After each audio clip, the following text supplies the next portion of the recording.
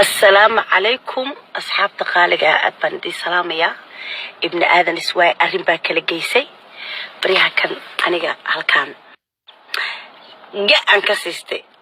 سماها أبايدي سلامية سلام كدب شاكاي دي هيا برباني دي هيا أدبقدور تعشين سلامات من كل آفات إدي جيستا بسم الله الرحمن الرحيم أنكو بلابو هذا الكيغا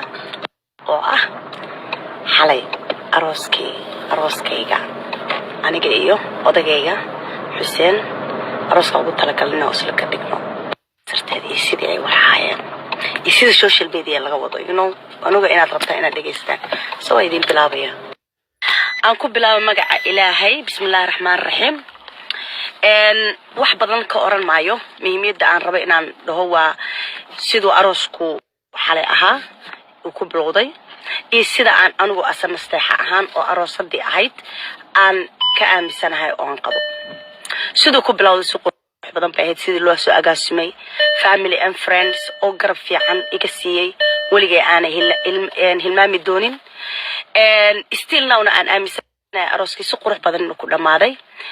لأنه dadka qaar ay u maleeyaan inay si khaldan ku dhamaaday si khaldan ani ilmo dhamaano ummad ijecel baa buuxday meesha Soomaali Maxamed intii dibadda iyo dalkaba joogtay waxay rabeen inay qayb iyo mataqaana marxaanti ka ahaadaan anigu gabar Soomaaliyeed ka soo gabar fanaanadaan ahay bulshada Soomaaliyeed magac baan ku leeyahay waxaanan ogahay inay aad ii jecel yihiin ummadda Soomaaliyeed intaan jecelahay in ka badan ay jecel yihiin inta ii timin tay jecel yihiin in ka badan anna waan jecelahay iyaguna waa ogahay inay jecel yihiin waxaan aad iyo aad waliba aan ka raali gelinayaa dhammaan intii madashaas ku sugnayd ee xalay isu soo qaban qaabisay ee meesha timi ee meeshu deeq weeday horta 100% apologize baa idinka siinaya talabaad waxaan rabay aadna waan uga xumaynay dhamaantii soo wada gelin waxa soo dhanna waa jacayl waa in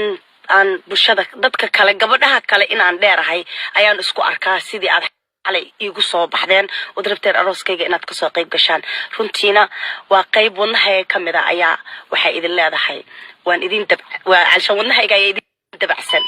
sidaas quruxda badan aad u soo wada baxdeen dhamaantiina u wada qurux badnaydeen waan idinkaga mahadcelin warkiyo koona kombo ku jira hal mid baa rabaa midda kale rabeen ku darso xitaa dad badan baa waxay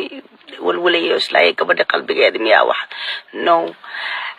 sidee ay ahayd oo ku qanacsanahay waayo wax walba qadarta Allah ka weyn adigu gooni baad u tashanaysaa ilaahayna gooni buu u tashanayaa marka marnaba wax walba sidii ilaahay kuugu talagalay hadda u dhacdo alxamdulillah lama sharaysto si qurux badan anu waxaan u arkay kaliya ummad Soomaaliyeed oo jecel inay meesha soo buuxsameen oo ay halka yimaadeen oo mid walba rabay inuu marxaanti iyo xaadir ka ahaado walaashood ama fanaanadooda ama gabadhooda oo de mataqaanaa aqal galaysa insha Allah biidnillaahi kariimna mana jeclay mataqaanaa wax negative oo soo qoraa ama social media ama meel Facebook yar ama ma adoo aan waqtigayga ku lumiyo ama indhahayga aan waqti ku siiyay ku fiirsada ama ku aqriyo waxa negative ka waxaan jeclaa inaan iska dhaafiyo alxamdulillah rabbil alamin more aan negative dhageysatid more aan waxun aad indhahayga raadiyaan adigana kuma fiicno dambi bay kugu tahay caafimaad ahaan kuma fiican maskixiyan marka muhiimadan ka hadlay waxay tahay وهذا آمننا وحليدي شيء علشان وقت حسيننا حرم وضعه أنا جاء أروس كلها أروس الديوانها سوى وحود عن قف كستو ماشي شوقي هدوهم كشجو وأجيهاي هذا الكيك أنا ماشي لتاجنها قفان حماته وقبنا مجرته حماته ماشي كان على هاي Soomaali iyo farabadatay dadka shicibka farabatay mooyaane wax kale oo dhibaato dhacday maysan jirin social media haas marka waxa idin sheegaya waxa laga sheegay carshan wax runtii muhiim ah ama run ah may ahayn marxaantu waxa ugu filan intii joogtay iyo aniga oo ah gabadhii aroosaysi marna gabadhii fanaanada ahay فناد بنكها ما فناد كم أرصد ديوانا إنت صنكوا كذا anyway هذا الكيو كومن بكتيرة وحيد الله ولا وحي نيجاتيفا iyo wixii xunba shaydaan bay u sugnaatay wixii wanaag ah iyo caqliga saliimka ah iyo mataqaanaa iyo sharaftuba waa wax bini aadanka alla ku ciseeyo marka alxamdulilah rabbil caalamiin anigu habbi baan ahay dadkii meesha joogay habbi bay ahaayeen soomaalidii dadkii jacaylkoodii iyo wanaagooda iyo sharaftooda baa meesha wada deeq weyday